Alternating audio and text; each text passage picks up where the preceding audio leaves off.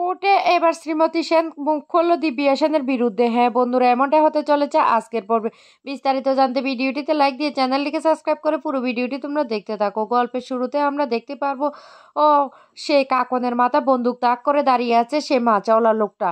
অন্যদিকে দেখা যায় মেনান তখন ছদ্মবেশে সবজি বিক্রির নাম করে সেখানে চলে আসে আর এসে দেখতে পায় কাকন বিপদের মুখে আছে। তখনই দুর্গার কাছে ফোন করে আর বলতে লাগলো, আমার আর লিটল অ্যাঞ্জেল না অনেক বড় বিপদের মধ্যে আছে, আমাকে ওকে বাঁচাতে হবে। এদিকে শ্রীমতী সেন মনে মনে ভাবতে থাকে সেই দিব্যার কথাগুলি আর বড় নার্ভাস ফিল করতে থাকে। তখন সেখানে চলে এসে স্বয়ম্ভু এসে বলতে লাগলো, কি আপনি কোথায় যাচ্ছেন শ্রীমতী সেন? শ্রীমতী সেন তখন বলতে লাগলো, আমার না অনেক বড় একটা অপারেশন করতে হবে, রুগীর অবস্থা অনেক ক্রিটিক্যাল, আমাকে এক্ষুনি যেতে হবে। এই কথা শুনে তখন স্বয়ম্ভু বলতে লাগলো, আপনি কি বলছেন?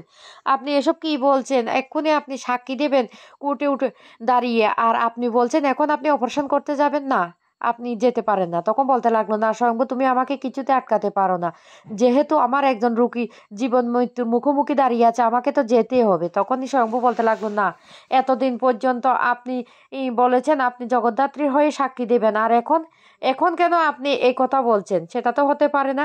কি হয়েছে আপনি আমাকে বলুন, বলুন আমাকে। কিন্তু কিছুতেই শ্রীমতী সেন মুখ খুলে না। শ্রীমতী সেন বারবার মনে মনে ভাবতে থাকে যে কাকনের মাথায় গান পয়েন্ট ধরে রাখা হয়েছে, কিছুতে সাক্ষী দেওয়া চলবে না। তখন বলতে লাগলো, আমি আপনাকে বলছি তো আমার কোনো সমস্যা হয়নি, আমি সাক্ষী দিতে পারবো না, আমাকে এক্ষুনি যেতে হবে। এইদিকে কাকন বারবার করে হাত জোর করে অনুরোধ করতে থাকে যে সে কিছুই বুঝছে না। তখন ওই লোকটা বলতে লাগলো, হ্যাঁ আমরা জানি তো তুই কিছু বুঝিস না বা কিছু বলতে পারিস না, যতক্ষণ পর্যন্ত কোর্টে কেসটা চলবে ততক্ষণ পর্যন্ত তুই এখানে চুপচাপ বসে থাক, না হলে কিন্তু তোকে গুলি করে মেরে ফেলবো আমরা। কি বলছিস শুনতে পাচ্ছিস? এই বন্দুকটা দেখছিস তো, বন্দুকটা তো অন্তত পক্ষে চিনতে পারছিস, এটা দিয়ে তোকে উড়িয়ে দেবো। তখন সেখানে আরেকজন লোক ও চলে আসে, সে বলতে লাগলো, ঠিক আছে তুমি ওকে পাহারা দাও, আমি বাইরে গেটটা বন্ধ করে দিচ্ছি যাতে বাড়ির ভিতর কেউ ঢুকতে না পারে আবার কেউ বেরোতে না পারে। এই বলে গেটটা যখন বন্ধ করতে আসে তখন এদিক ওদিক করে ওই লোকটা তাকাতে থাকে। আর তখনই মেনান পিছন থেকে ওই লোকটাকে ধরে ফেলে আর এমন ভাবে মারতে থাকে আর বলতে লাগলো, তোর এত বড় সাহস, তুই আমার প্রিন্সেসের গায়ে হাত দিয়েছিস, তোর হাত আজকে আমি ভেঙে ফেলবো।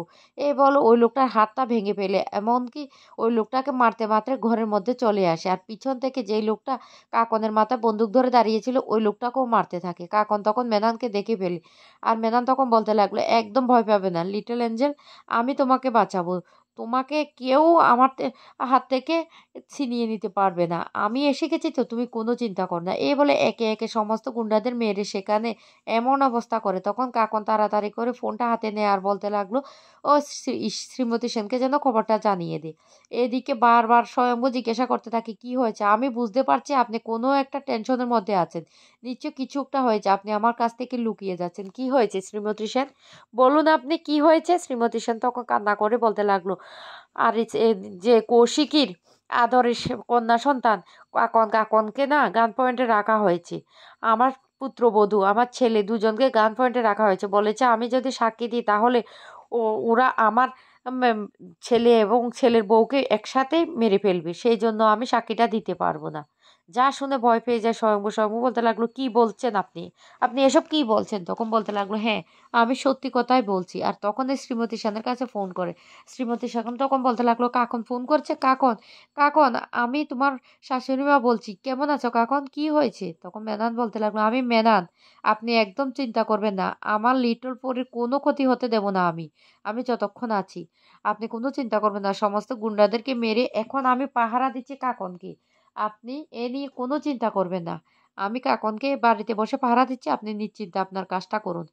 তখন এই কথা শুনে স্বস্তির নিঃশ্বাস ফেলতে থাকে শ্রীমতী সেন। তখনই বলতে লাগলো, আমি সাক্ষী দেব। তখন শম্ভু বলতে লাগলো, কি হয়েছে? তখনই শ্রীমতী সেন বলতে লাগলো, মেনান, মেনান কাকনকে পাহারা দিচ্ছি, আমি সাক্ষী দেব। এই কথা বললে তখন কোর্টে নিয়ে যায় শ্রীমতী সেনকে।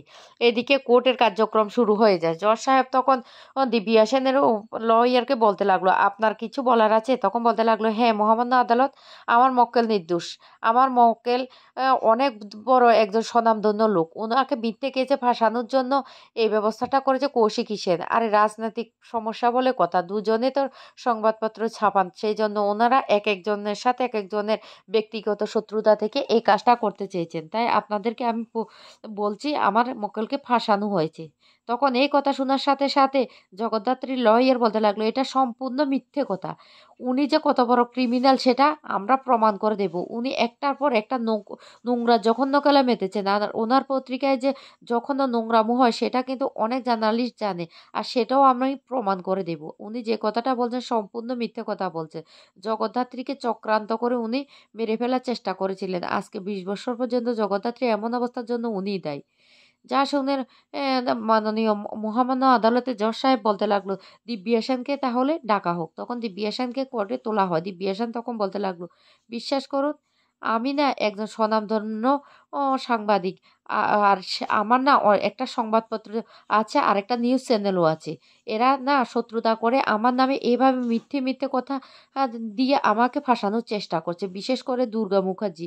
দুর্গা মুখার্জি এই কাজটা করতে চাইছে কারণ দুর্গা মুখার্জি ই বই আমাকে ফাঁসানোর জন্য। দুর্গা মুখার্জি তো মুখার্জি বাড়িরও সন্তান। আর ওদের একটা কেলেঙ্কারি আছে।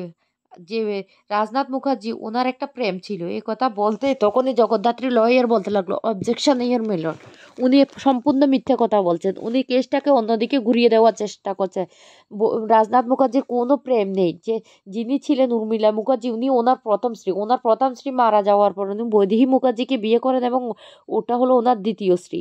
এইসব প্রসঙ্গ নিয়ে এসে উনি কেসটাকে অন্যদিকে রূপ দিতে চাইছেন, আদালতকে বিভ্রান্ত করতে চাইছেন।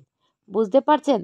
তখনই মহামান্য আদালত বলতে লাগলো, ঠিক আছে, তা আপনার আর কিছু কি বলার আছে? তখন দিব্যা সেন বলতে লাগলো, না আমার আর কিছু বলার নেই। তখন এই কথা শুনে জগদ্ধাত্রীর উকিল বলতে লাগলো, তাহলে আপনি কি করে জগদ্ধাত্রীকে চিনতেন সেটা বলুন তো। তখন বলতে লাগলো, আমি জগদ্ধাত্রীকে চিনতাম কারণ ওনার আরেকটা নাম ছিল। ওই নামটা ছিল জেস সান্যাল। উনি বারবার করে আমাকে মিথ্যে কেসে ফাঁসানোর চেষ্টা করেছিল। তখনই জগদ্ধাত্রী লয়ার বলতে লাগলো, এটাই সত্যি, আপনি অনেক নোংরামো করেছেন। আপনাকে এমন বিভিন্ন ধরনের নোংরা কাজের জন্য উনি ধরে ফেলেছিলেন। আর আপনার শাস্তিরও ব্যবস্থা হয়ে গেছিল। আর তেমনই সময় আপনি আপনার ব্রেন খেলিয়ে নোংরা ব্রেন দিয়ে সে জগদ্ধাত্রীকে এভাবে পঙ্গু করে দিয়েছেন। আর সেই খেলাটা খেলেছেন আপনি শ্রীমতী সেনকে গান পয়েন্টে রেখে। শ্রীমতী সেন এখন সম্পূর্ণটা কিন্তু সাক্ষী দেবে। তখন শ্রীমতী সেনকে ডাকা হয় আদালতে। শ্রীমতী সেন তখন বলতে লাগলো, যাহা বলিব সত্য বলিব, সত্য বই মিথ্যা বলিব না। তখন শ্রীমতী সেনকে বলা হয় যে অপারেশনটা কি সত্যি শ্রীমতী সেন করেছিল? তখনই জগদ্ধাত্রী লয়ার বলতে লাগলো, হ্যাঁ, অপারেশনটা তো শ্রীমতী সেনের করার কথা ছিল না, ছিল অন্য একজন ডাক্তারের। তাকে খুন করা হয়, তারপরে শ্রীমতী সেনকে নিয়ে আসা হয়। তখন শ্রীমতী সেন সমস্ত সত্যি ঘটনাটা খুলে বলে কিভাবে তার ছেলেকে গান পয়েন্টে লেখে তাকে দিয়ে অপারেশনটা করার ছিল। আর জগদ্ধাত্রীকে ওরা মেরে ফেলার চেষ্টা করেছিল কিন্তু উনি কোনো রকম বাঁচিয়ে দিয়েছেন। এই কথা শুনে তো দিব্যা প্রচণ্ড ভয় পেয়ে যায় আর বলতে লাগলো, এটা কি করে হলো? এটা তো হওয়া সম্ভব নয়।